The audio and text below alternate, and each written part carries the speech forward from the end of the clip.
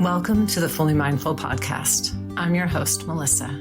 I designed this podcast for you. I'm so happy you're here.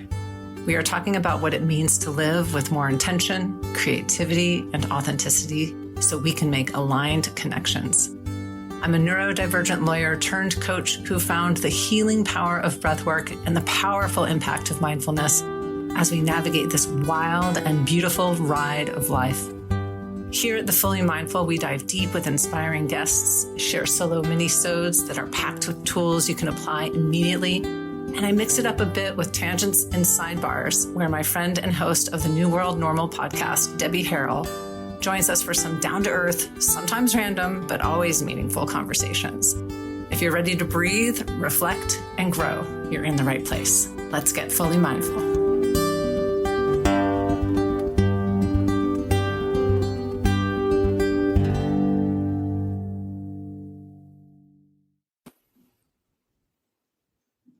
All right. Well, today I have the honor of speaking with Reverend Dr. David Alexander, a distinguished New Thought minister and author dedicated to the fusion of spirituality and social justice, currently leading the Spiritual Living Center of Atlanta. Reverend Dr. Alexander has a rich history of ministry, including co-founding with a number of others the New Thought Center for Spiritual Living here in Oregon, where I'm at and where I have attended. His recent book, Freedom from Discord, The Promise of New Thought, Liberation Theology, offers a very compelling exploration of how spiritual principles can serve as a foundation for societal transformation. But before we dive into his book, we're going to take a step back because many of you listeners may not be familiar with the New Thought movement, what it is, where did it come from, how did it shape the way that Reverend Dr. Alexander sees the world. We'll cover all of that, as well as the role of spirituality in social change, how to stay engaged in difficult times, and what it's like to lead a congregation in today's deeply divided world. So let's get started. Thank you for being here, Reverend Alexander. Thank you very much. Thank you, Melissa. Great to see you. Great to be here. Thank you so much. For those listening, I used to be part of the congregation with Reverend David Alexander and had the privilege of hearing his message. And I am very honored to have him here on the podcast to talk about this today. And was sad to see him go, although, of course, the ministry there at the New Thought Center for Spiritual Living in Lake Oswego goes on. But thank you for being here to talk today. Yeah, absolutely. For those who may not be familiar, and there may be quite a few, can you tell us, just for the newcomer here, what is the New Thought movement? Yeah, absolutely. There's a rich history, and actually I've just been assigned a project for Science of Mind magazine to write about our history for new readers. So that's a good reminder. I need to get back to that draft that I have. But New Thought goes back about 150 years, turn of the century, the 18th, 19th century, came out of a kind of a fusion of several different things that were emerging in young America at that time. And those things were what we call the mind cure movement, which eventually kind of led to modern psychology, mind over matter kind of thinking, a progressive Christian movement, which continues today and really goes back to first century earliest followers of Jesus. And so when we say progressive Christian, we mean metaphysical or non-literal translation of scripture, open and inclusive, which can be a wide range of how that might show up, and really based on love and justice and community. That's how I would loosely define that. So the mind cure movement, progressive Christianity, and transcendental movement. And so most people are pretty much familiar with that one, Emerson and Thoreau. And each of those things kind of brought different gifts together. So looking at the transcendentalists brought this idea that God is not just in a church, or this energy, this intelligence is certainly not just Christian. It's everywhere. It's in everything. It's in the earth. It's in nature. It's all around us. And Emerson and others were really committed to that idea. And they were very, very curious about other traditions. And as soon as they got their hands on translations that talk about 1850s, 1840s. They got translations of the Upanishads and other Eastern scriptures. They were fascinated and they got together in Boston, started reading it, started sharing it, started dissecting it. And so we get that kind of universal lens and approach from them. From the progressive Christians, we get, again, this idea of love and metaphorical translation of scripture, which has been around since the first century. And from the mind cure movement, we get this idea of mind over matter, positive thinking, power of affirmations, power of our word to shape our reality and experience. And you kind of mush all those things together. You've ever seen those videos on TikTok or Instagram where they take the colored balls of something and mush them together and they make a new color, right? So new thought is the blend of those three things against a backdrop. I would say those three things against a backdrop of universal wisdom, which means that there are sort of traces of New Thought thinking that you find in the Greek philosophies, that you find in the Hermetic teachings, that you find in native first person's spirituality, that you find in Africa, spirituality and hoodoo and things of that nature. So there's a broad universal kind of scope to it as well. So today it's really tracks kind of what we would call the spiritual but not religious crowd. Or the non-religiously affiliated, or simply the spiritual seeker. Right. Yeah, I think that's what attracted me. I first was attracted to it during the first Trump administration. I'm affiliated with 12-step and recovery. And so, already had a spiritual practice and a deep meditation practice and I felt like I needed something more. I needed something a little bit deeper, and I needed a community of people that were on the same page. But I did not need what I, at least up to that moment, had been accustomed to or had knowledge of religion that had wounded me, at least in the past, and had wounded so many others. And so I was attracted to New Thought because of its broad openness. And it seemed to me a non-affiliation with any particular fundamentalist belief system. It seemed very open and roomy. Yeah, exactly. Yeah.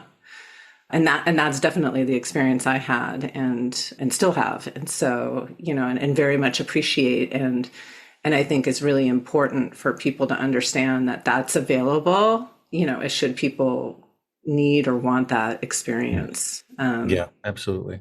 Yeah. You say something really important there, which is, coming out of the experience of the first Trump administration of you're needing something more.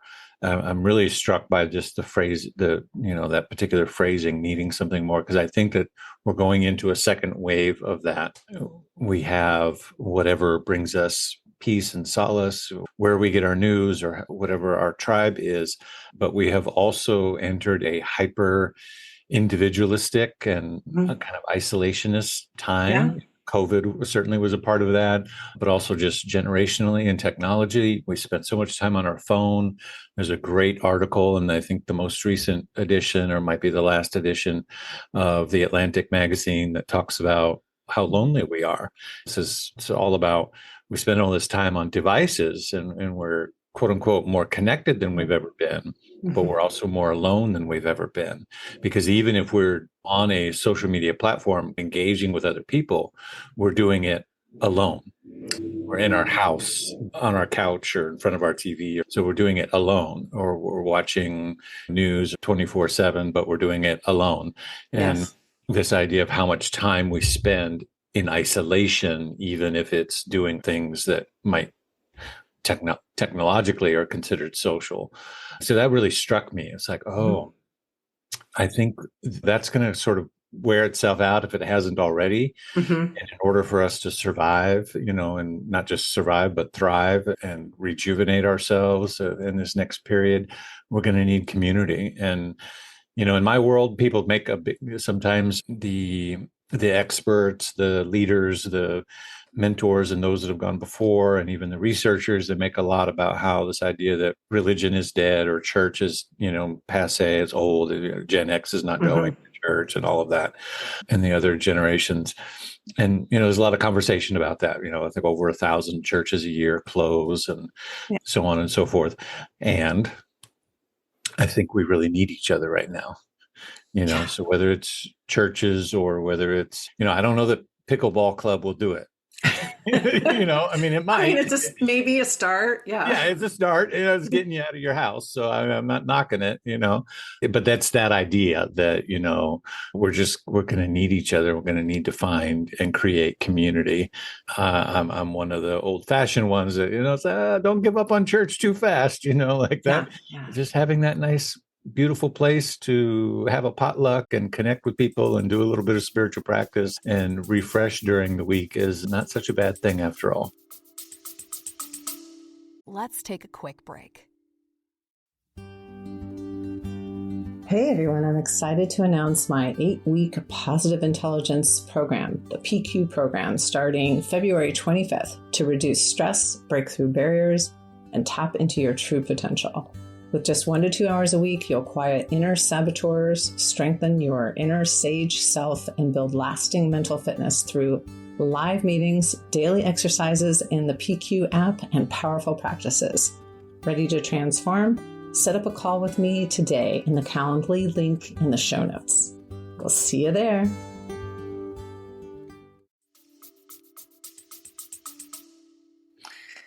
It really isn't. And it's a way, and however you do it, whether Right. somebody's in 12-step or in some sort of mindfulness meditation meeting or a new thought or unity or whatever you do, whatever works for you, just having that community and that sense of belongingness, that's so important. We've become so divided and so divisive and, like you said, so lonely and alone that when we have that connection, even those very minimal connections, I think there was something maybe also out of the Atlantic, I think during the pandemic, and they were talking about, and there was a bunch of research about people having these even minimal connections, like with the Starbucks or the local cafe barista.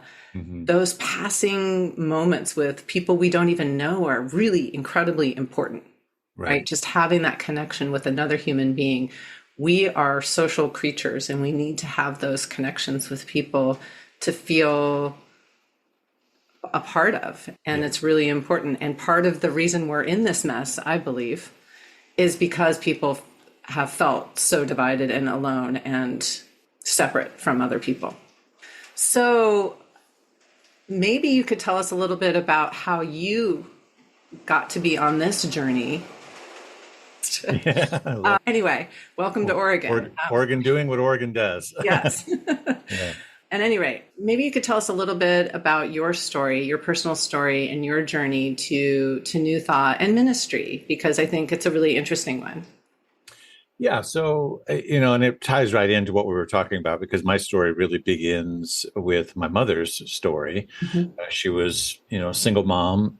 My older brother was 5 or 6 at the time, and I was just a baby. And she was working in Arizona, and a coworker, out of her sensing my mom's struggles and loneliness and, needing something. She grew up Catholic and Protestant in the Midwest and was really searching and looking for something different. Was a coworker who said, "Here, you might like this." And she handed her a copy of Science of Mind magazine. And in fact, I think the story goes that she would actually make copies of the daily. Science of Mind magazine has like a daily reading and, an affirmation and everything, a short little story. And so she would make a copy of that daily reading and leave it on her desk. And then my mom inquired, like, "Oh, I really like this. Where's this come from?" And so that kind of broached the friendship that they created. And they're still friends to this day. And, eventually invited her to church. So I always consider it an honor, as I write a monthly column for Science of Mind magazine now, that's where the journey began. And so it ties into what we were talking about, that it took somebody, reaching out, sharing something and saying, if you might like this might work for you, come to my community. Let's go together and try it out. And she did, and she liked it. And so that's how I got into it. So I grew up in it. And how that shaped me was, I always say it's hard to rebel against oneness.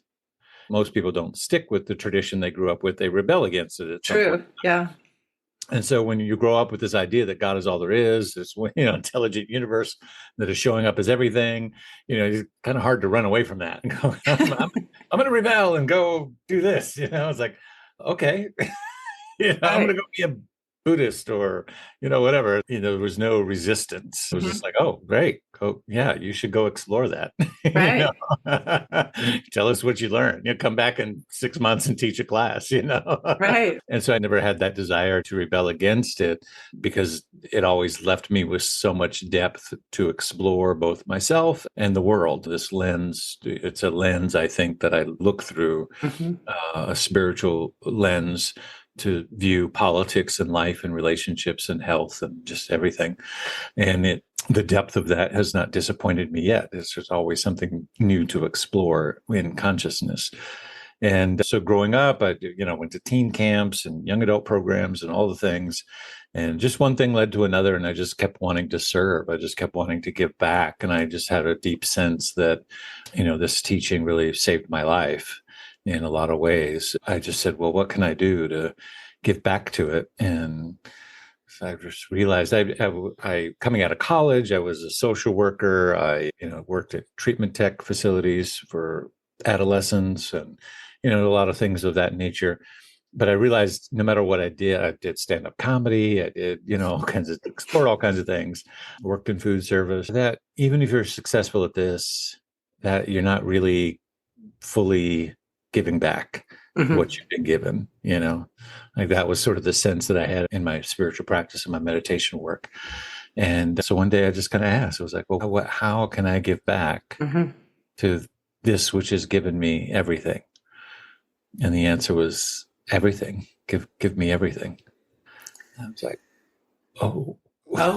just that. Yeah. Okay. Oh, yeah. Just that. Oh, okay. Wow. And so that led to, taking more classes in the church and eventually becoming what we call a practitioner, a prayer practitioner, to counseling and praying with folks. And that led to ministerial school. And so it was in St. Louis initially, and then came out and took a job as a youth minister in Oregon, a big church there. And then that eventually led a few years later to the opening of the center we were part of there in Lake Oswego. And that has now been, from that time to now, it's been 20 years, over 20 years. Yeah. Yeah. And no looking back, seems like. Yeah. Yeah. Yeah. I mean, it's something, right? I mean, it's not a lot of us, I think not a lot of us stop and ask, okay, universe, whatever, God, whatever we believe in, what am I supposed to do? We think, what do I want to do? What makes the most sense to do? Yeah. What's going to be supportive of my family? And those are all legit, right?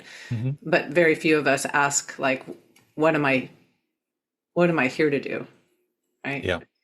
And then let's just assume we do that, that we actually have the courage to go do it. So thank you for doing that, for actually listening to that and actually then going and doing it. Let's take a quick break. Hey, Fully Mindful listeners, need to reset and recharge?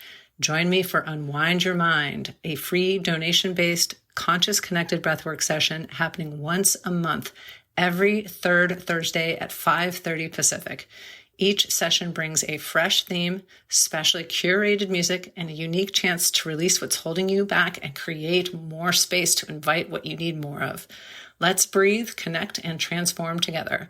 Find all the details at thefullymindful.com or at thefullymindful on Instagram. Can't wait to see you there.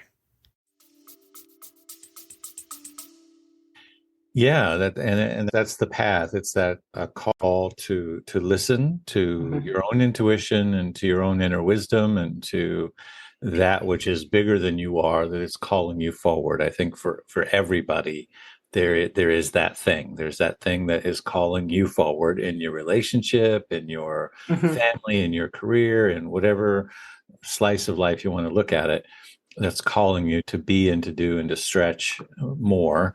Uh, Hmm. and if we listen to that, it leads to some pretty wonderful places. But it's definitely scary and Hmm. frightening along the way, and it comes with quote unquote risks or certainly sacrifices. But yeah, Yeah. what else are you going to do? Once you hear it and you really get it, you're like, oh, okay, well, Oh, I I can't guess I not. got to do it. Yeah. Well, I want to talk a bit about your book, which I'm going to show it for people. It's a little thin, but I'll tell you what, it's not thin for ideas. I mean, Mhm. holy smokes, from the get-go, it's rich. And it's not like, oh, I'm just going to read this light self-help book. No, it's Right. not No, it's not that. a self-help book. This No. light theological thesis Yeah, it's dissertation. yeah, it's pretty big. So your book does make the case that spirituality. I'm going to take a stab. Okay, so Mhm. that spirituality and justice are deeply connected, and I don't Yes. think I'm taking a leap there because you No. kind of come out and say that, and Yep. you're open about that. So why? I mean, why and how do you think that is? If you can get to the heart of it, right there. Yeah. Well, you know, it goes back to what we understand as new thought, or if we just leave the Mhm. labels off of it for a second, just the spiritual path of humanity. So a lot of people, choose a religion or a structure. Religion means the root word of religion is to bind to an ideology, to tie ourselves to that, which is a practice. But then a lot of people are just journeying on their own, exploring in the realms of consciousness, like what works for me. And New Thought is kind of a one foot in each world in a Mhm. way, and attracts a lot of those spiritual seekers who really don't care whether it's religious or not, or all the other trappings that come with that, but are really interested in the spirituality aspect of it, which is great. That work and the New Thought movement became very popular through really beginning in the 1940s. Mhm.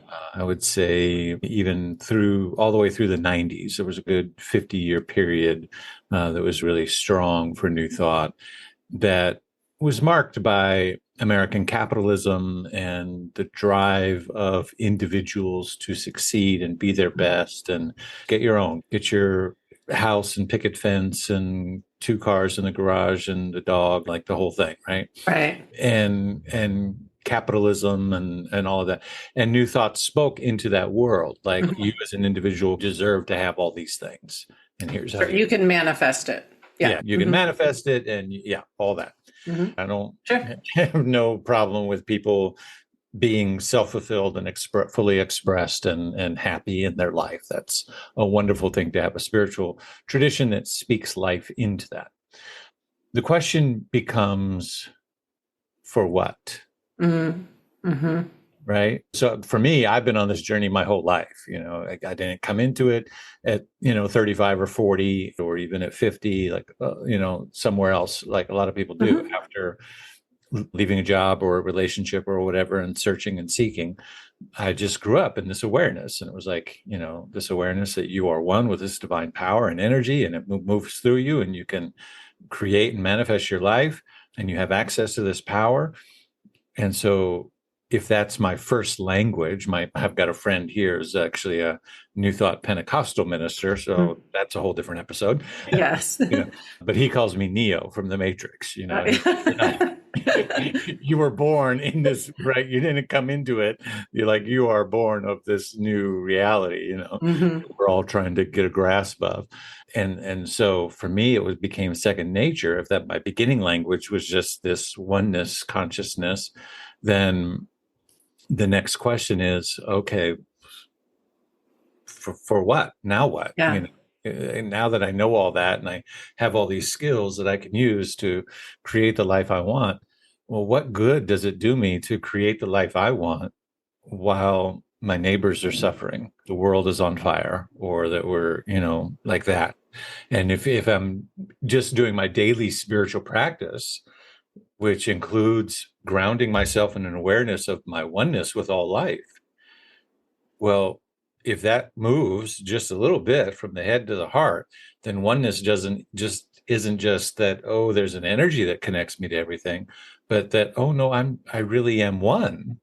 And it becomes a dawning, an awakening in your consciousness. No, actually, you really are one with everything, including that guy you just passed who was outside of your windshield at the Mhm. stoplight, and including that story you saw on the news about, who's suffering and wherever. And we got tons of things we could fill in the blank there with. So to me, it was about expanding out from the heart into the collective, and not moving away from individual success or any of that, but expanding that oneness out. In the book, I call it the radical implication. Mhm. What's the radical implication of our teaching? What's the radical implication of our philosophy or theology or whatever word you want to use? What's the radical implication of oneness, or the radical implication of peace or justice or wholeness or anything else?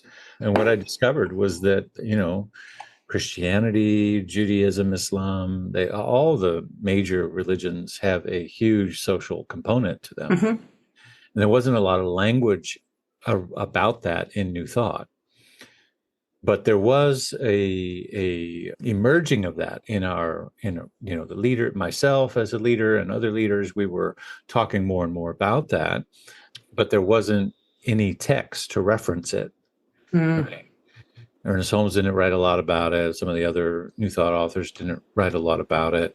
And so I thought, there's something missing here. We keep having the debate, like amongst ourselves, like the clergy get behind closed doors, and we go, are we a social justice teaching? Are we supposed to be doing that? Because for any listeners who might be saying, well, what's the conflict? The conversation was moving from the inside out. If you just focus on your individual consciousness, then everything else will take care of itself.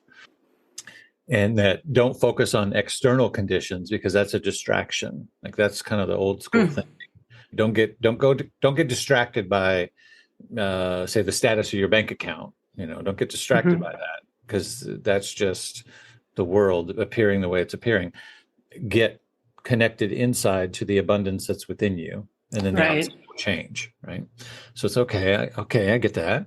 But again, the radical implication of oneness, shouldn't we be seeing evidence of that? If we've spent all this time in this oneness, grounding, shouldn't we be seeing, and aren't you moved by your prayer and your meditation, for the individual, if you're focusing on your abundance or your health or perfect relationship or whatever, doesn't at some point that change your behavior? That you Right. start managing your money differently, or you start showing up in your relationship differently, and you start, like, what's the external effect of that? And the external effect of that is that things don't just magically change because you focused on it. They change because it changes you, and you start behaving differently. And so for me, I was looking for that. Well, where is the evidence of that, and where are we talking about how that works? And so theologically, what I'm all of that word salad that just came out of me is really liberation theology. Mhm. And so I just said, well, we need to stop having behind closed doors to having the debate, and let's just start writing about our teaching from that perspective, which nobody else had done. I wasn't the only one that thought that way, but there was nothing to grasp on or to direct students or ministerial folks or our Right. leadership or anybody to say, well, here's read this, and now let's get back together and discuss it. So I said, well, I'll start. Better write a book. I know. Yeah. I was just looking at, and what's great about this book for the listeners is it really is that book. And I was looking at, I had marked one page, and it's page 112, and I'm just going to read one paragraph if that's okay. Oh yeah, I'm gonna get mine and follow along. Yeah, follow along. Page 112, I and love it. it's below a quote. You've quoted James Cone, Black Theology, Black Mm-hmm. Power, where he had said philosophy is personal, theology is Yes. communal. And then you wrote, as long as we insist that our teaching is only relevant at the personal level, we will remain impotent to address social ills, and as a result, increasingly irrelevant. It's not that personal success, achievement, and empowerment work is no longer important. Quite the opposite. Such work is as important as it ever was or has been. But the work of personal development must occur in tandem with social and community work. Failure to recognize this fact positions our teaching in a posture of private good, a position defined by privilege. It is time for us to enter the age of first person plural. As the saying goes, none of us are free until all of us are free. Mm-hmm. Mm-hmm. And then for those who are following along, your book has throughout it reflection questions. Mm-hmm. So this is meant to be something that is done together, which I love, right? So it's not just meant to, you can just read it by yourself if you want, but it's meant to be done in a group, so that you can talk about it with others. And I was just struck by that particular paragraph that, ends with that quote, that saying, none of us are free until all of us are free. Mm-hmm. And that's exactly what you were talking about, that like we are not just doing this just for our own benefit. We have to start talking about this so that it and doing things so that it benefits all of us, because regardless of what we believe, what we think, what we do impacts everyone around us, which in turn impacts ourselves. Right. We are one, right? Yeah, that's it. Thomas Merton said, no man is an island. And it's that idea that we're all connected. So what good does it do? So wave a magic wand. There you've manifested, you've done law of attraction or whatever, or yoga, meditation, or whatever else you did to get your enlightenment. And now you've got all the things, your heart's desire, boom, like the Buddha. I mean, that's what Siddhartha was sitting under the Bodhi tree, wondering about the suffering of the world. And he came from opulence and he's like, he had everything. He had it all. He didn't need to go and sit there and contemplate all those things. But what drove him to the meditation practice was, well, why do I have all of this if everybody outside the palace is suffering? Right. What good does that do me?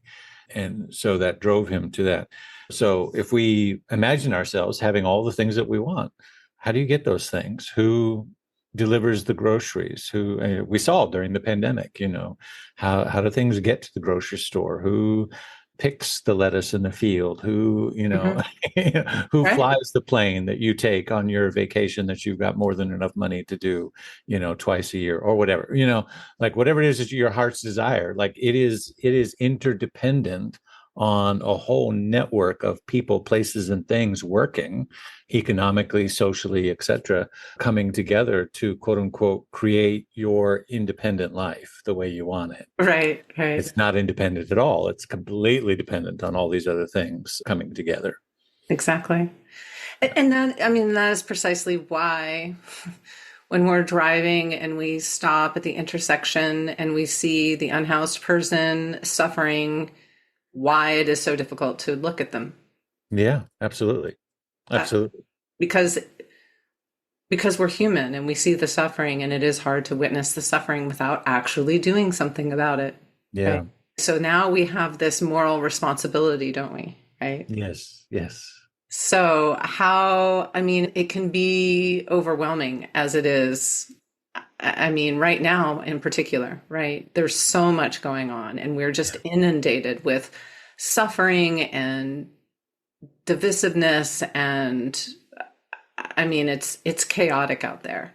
Mm-hmm. So for anyone who's listening who wants to take some action in some way, through a spiritual lens of some sort, but they don't know where to start, where do they start? Oh, wow. I posted something on my Substack a while back about that. Like, how do we navigate this time that we're in? And I think the first thing I said was around education. I said, be mindful of, because I, as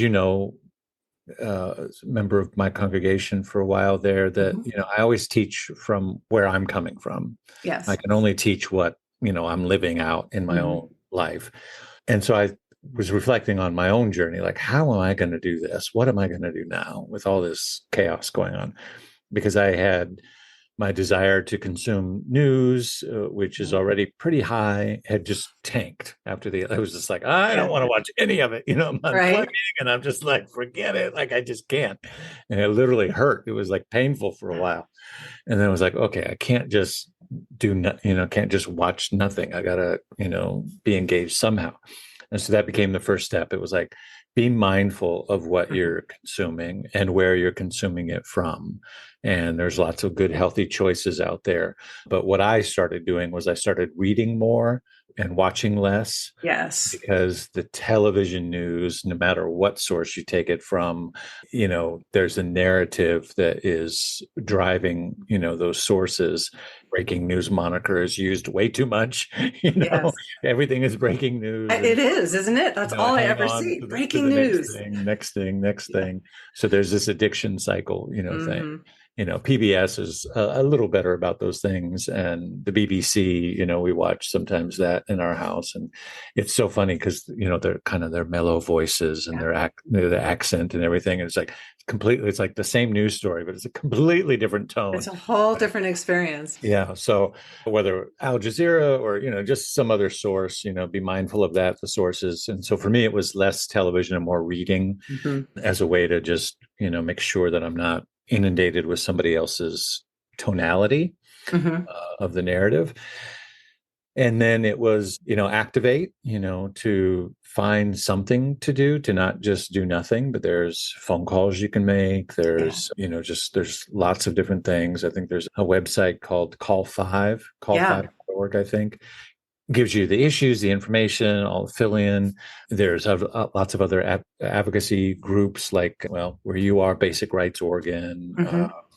here it's Georgia Equality, whether Hmm. Human Rights Campaign, HRC is, nationwide, and there's state organizations. And so whatever issue you care about, there's probably some advocacy agency that's doing something, the ACLU, Hmm. and they'll give you easy ways to connect and make your voice heard and express something so that you feel like you're actively doing something. And because it's one little drop, it's like, well, but it's just a drop. It's like, well, yeah, but the Grand Canyon was, Yeah.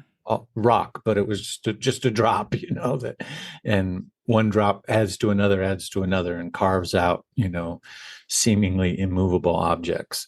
And so educate, activate. The third step was rest. So Like, important. yes, I'm not a big conspiracy theory person, but they could be any side or all sides if you want, Sure. but just, just whatever they is for you. They're depending on us being drained, being worn Hmm. out, being overwhelmed, being exhausted. And it's easy to get there into all those places if you allow yourself. And so rest and self-care and playing this for the long haul is really, really important. I had said something on another podcast recently, and it was an African American woman justice leader who was leading it, and it's part of her community. And I said, how do I pace myself? Because she was talking about pace yourselves. And most of her community is African American. And I said, how do I pace myself? This was several weeks ago during all of this emergency, everything's a Hmm. crisis, Hmm. And her response was, she goes, yeah, but it's not. She said, Mm. here's the thing. She said, hey, everything's an emergency for white bodied people. Right. That was literally I was like, oh. She goes, Yeah. yeah, for the rest of us, another day, another dollar. It's Long, been long like time. this for a long time. Yeah. And I knew that. I have Mhm. Black children. My wife Yep. is from Zambia. So there's more awakeness around that in my household than might be otherwise. And I pay Hmm. attention. So I knew that in terms of my level of outrage about things, police brutality and things like that. I'm like, no, we just need to roll up our sleeves and do the work. It's not about being Yeah. on social media and being outraged about it. I knew it at that level. But when she said it just about everything else politically, she was like, yeah, no, it's an emergency for you. Mm. You're That's. panicked. Hmm. The last administration wasn't that much better for us. Right. Administration before we were here before. This is this guy's second round. We'll go back to Reagan and talk about that if you want. Like she was just like we could go da da da da all the way. Yeah. So rest, take care of yourself, pace for the long haul, because we're trying to bend the arc here of justice. Right. And it's going to take time. And so that sense of we got to do it all right now. There's definitely something to do now, for sure. Do that, and take care of yourself. So educate, activate, rest, and then recalibrate was the last one. Recalibrate. And that was about kind of where our conversation started. Get in community, whether that's church or spiritual community or yoga or some other group, but get with other bodies, right? And doing a practice of some kind. It could be knitting and a book study group or something that allows you to recalibrate and reset. And so it's self-care, but it's at the communal level. Like do it with other people, right?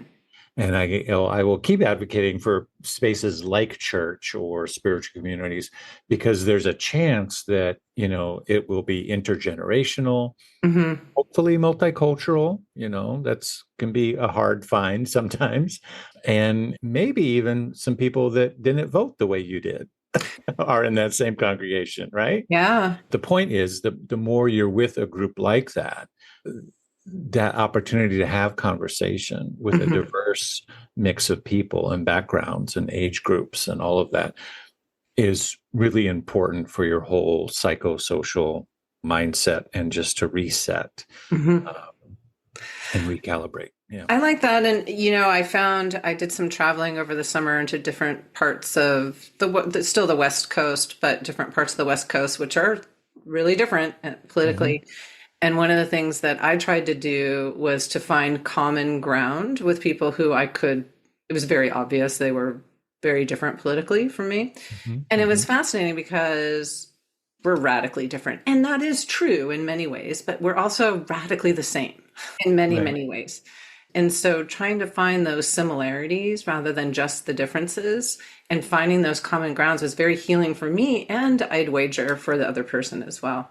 And so I think that's a really important message that you're talking about, is trying to find those people that might have voted differently and might have different views, and seeing what kind of common ground there might be there.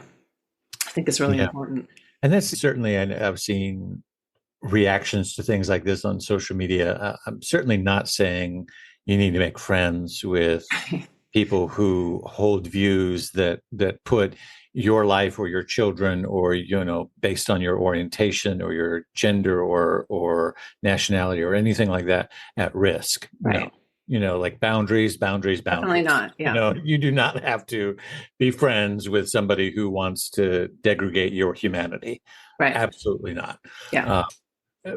But again, I think there's a lot of space between that boundary and having conversation with people who think differently than you, and realizing that, you shop at the same grocery stores and your food comes from the same place, and you're, like we all need clean water, that kind exactly. of thing. Yeah. No, I think that's really important, because otherwise you can get really overwhelmed. And if you stay connected, if you recalibrate, if you find ways to activate, like you said, if you rest, we're going to get through whatever this is, right? I have to believe that. Yeah. I have to believe that. And if we take the long view, the historical view, we've made it through a lot of things. And certainly, I'm Gen X, so I believe this is the most perilous space that democracy has been in during my lifetime, but not my parents and not my grandparents. right. There have been other spaces in our history. And so, we have to pay attention. We have to keep our eye on what's happening and do our part. And that activation is so important. I heard something the other day. I don't remember who said it, so I'm going to attribute it to Anonymous.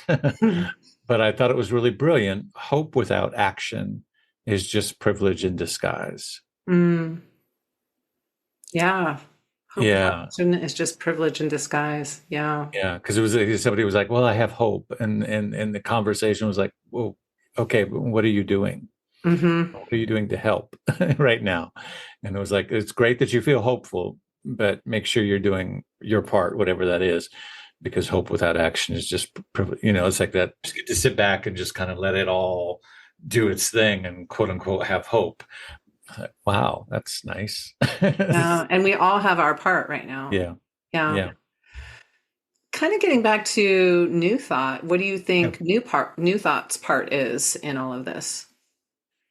Well, this is, if ever there's a hill to die on, like that's kind of that would be my prologue to the book, right? The book came out about a year ago, and lots of people are having study groups in churches around the Mm-hmm. country, which is great. And I'm writing some curriculum for ministerial school, and those are all things that I wanted to have happen with it. So I'm thrilled about that. One of the things I talk about in the book are these myths that Mm-hmm. we have to get over. And one of the biggest ones is this fear that, because New Thought, by and large, is mostly white, mostly middle to upper class, mostly Protestant informed backgrounds. And, I would say a mix of conservative and liberal, depending on where in the country. But when you combine all that together, one of the things that lives very strongly, similar to in other Protestant religions as well, is this idea that religious spaces or spiritual spaces should be apolitical. They should Mm-hmm. be neutral, that we should be, we shouldn't get involved because we don't want to offend anybody. And we should just focus on, let's just focus on your individual spiritual work and just let the chips kind of fall where they may. And, go vote and be active and go do what, you need to do. But we're going to hold space for everybody here. And that idea has been really strong in New Thought, like forever. And again, it's not just New Thought, there's other Protestant groups Sure. for which that is true. That to me is the biggest thing. Like, this is the moment that is now Mm-hmm. screaming at us. Like, you have got to get over that. Yeah. Because frankly, that is and I point out in the book, that is a symptom of white slaveholder religion. Yeah. White Protestant Christianity is the only religion in the world that has ever said we're supposed to be apolitical and neutral in Because matters it of, sure is convenient for that, right, right? right. you know Mm-hmm. like never in the history of ever as religion, it's always taken a side, and it's Mm-hmm. always taken a side for the oppressed, for the Yeah. downtrodden, for the victimized, for justice, for the greatest good of all. Like, that's always been the position, always, in every Yeah. culture around the world, in every tradition. And then suddenly we have this Americanized, white Protestant Christianity that's like, no, let's be nice. Let's not offend anybody on Sunday. What? Where? Yeah. Why? And New Thought adopted that mentality, and so for me, a big push in the book is like, get over it. Just get Right. over it, because it's hurting us. And if you get out on those skinny branches, well, it might offend congregants. Yeah, you probably will. You could probably fill another church with the people that I've scared away. I want to say this to, if there's any other ministers listening, but even people, if you have a spiritual community, here's the thing: you don't have to agree with your pastor all the time. Mm-hmm. I don't expect that people agree with everything that I say. Right. I hope they don't. And I expect you to walk away and think, what does that mean for you? I Mm-hmm. said this, it might have rubbed you the wrong way. If it rubbed you the wrong way, politically, socially, morally, whatever, then I expect you to go and investigate what that is about for you. Why did that bother me? Where does that come from? And then you do your own inquiry, not, oh, he offended me, so I'm going to go find another church. I'm out. Like, Yeah. what is that? So pastors need to get over the fact that you might offend some people. Let them be offended. Mm-hmm. But also parishioners or participants, like, it's okay. You don't stop thinking that you need to be triggered. You need to be activated into your own deeper inquiry of what it is that you believe. And some of your greatest teachers will be people that poke you in the wrong Yes. places, right? Because they invite you to go inward and think about it. So that's where we're at. Like, we need to find that moral backbone and be really strong about where we stand. And if people need to leave, then let them leave. But I don't think that that's the solution. So to people who feel offended and they have a foot out the door, I would just say, hang on just a second. Be mad if you need to be mad, but come back next week and let's talk about it. Right. Like, what might that world look like? What if you were safe? What if this place was safe enough for you to be upset, and then we could actually have a conversation? Yeah. Yeah. What would that look like? Yeah. Yeah. Anything that you wanted to talk about that we didn't get to talk about today? Oh gosh, probably, but I don't know. I mean, in terms of the book and kind of what I'm doing, what I'm up to, those are the major highlights. I would just say that I really get how kind of scary and concerning it is right now. You know, our family is one in which my wife's got the bags packed and the passports in the like she's ready to go. One more, she's like, one more news story, and then we're out of here. And that's not just, some people have been saying that since 2016 or whatever, but there's some realness to that in my family. And I know for lots of people, because there's some ways in which some of the things that are happening are really threatening to our sense of safety and education and what we're trying to provide for our children and trying to communities we're trying to build. So to anybody and everybody out there who's listening, and I certainly can't tell anybody what to do in regards to that, except to pull close to each other, and create community and find, again, because we have become so isolated and separated, to, if you've disengaged from a particular kind of community, to re-engage and talk to each other and do things like this, listen to podcasts and create spaces where you're learning and growing, because we will get through this one way or the other. Thank you. Yeah. Well, where can people find you, learn more about you, read what you're writing? You have a podcast too. You have all sorts of things going on. Let us know where we can find you. All kinds of things. I have revdavidalexander.com is just a general website. Just kind of can poke around and find everything there. Spiritual Living Center of Atlanta is the community. That's slca.com, and it has all of our messages and everything that we got going on through the community there, which has a broad listening audience, people all over the world and all over the country, part of our community. And the space I'm most excited about is Substack. I've just recently, since January, I joined back in November and wrote a few things, but it wasn't until January that things really took off. I'm so excited because it's a platform that I can do podcasts, I could do writing. And that was part of my re-education as well. Like I said, I was watching less TV and reading more.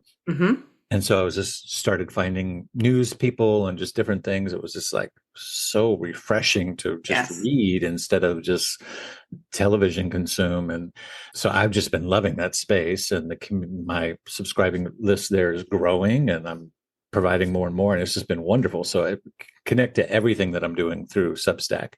I write a monthly column for Science Mind magazine, and I write regularly for the Substack and connect all the pieces together there, really building out my new book, my next book, which is the Liberation Lens. And there's kind of 8 pillars or viewpoints that we're taking through that. And I'm just taking them one at a time and making them short podcast episodes, and then writing out the fuller chapters as I go. So if you join that, you'll actually be kind of getting previews of what the new book will be all about. It's kind of the individualized version of what Freedom from Discord was, kind of the public theology, kind of communal aspect of it in terms of church work and theological constructs.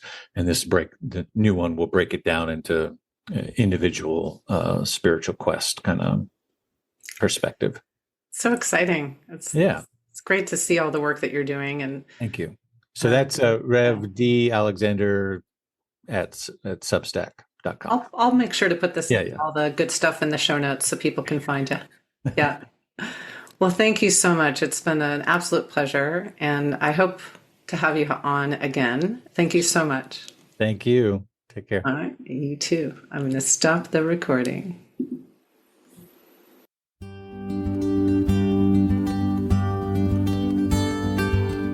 Thank you for joining me on the Fully Mindful podcast. If you got value from this episode, I'd love for you to subscribe, leave a review, or share this episode with someone who'd love this content too. Remember, small moments of mindfulness can lead to big changes in your day-to-day life. Until next time, take a deep breath, stay present, and tap into your own mindfulness.